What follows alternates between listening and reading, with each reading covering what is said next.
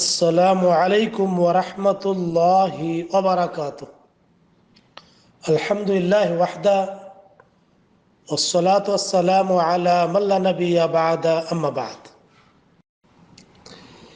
عن أبي قتادة رضي الله عنه أن رسول الله صلى الله عليه وسلم قال في الهرة إنها ليست بنجس إنما هي من الطوافين عليكم أخرجه الأربعة وصححه الترمذي وابن خزيمة।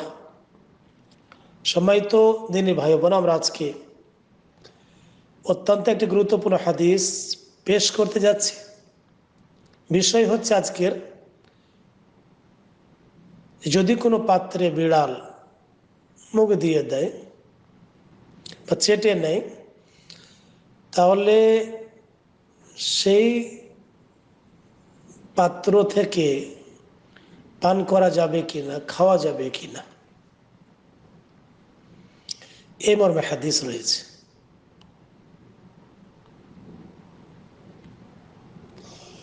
বিড়াল চেটে নিলে সেটা পবিত্র করার পদ্ধতি কি?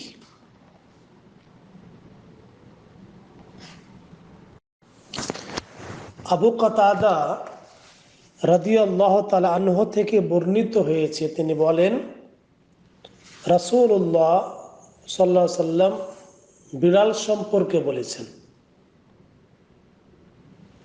ইন্নাহা লাইসাত বিনাজাস, সে অপবিত্র নয়।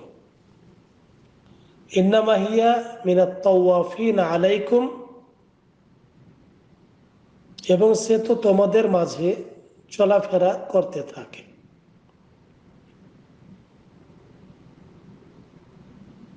তিরমিজি ও ইবনে খুজাইমা একে সহিহ বলেছেন।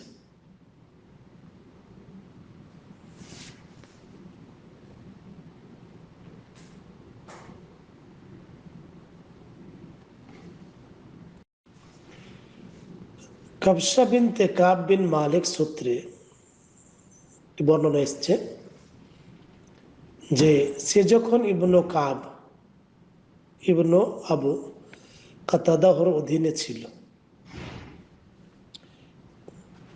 সে যখন ইবনু আবু কাতাদা ওর অধীনে ছিল, তখন আবু কাতাদা রাদিয়াল্লাহু তাআলা একদিন তার নিকটে গেলে সে ওযুর পানপাত্র পেশ করলেন।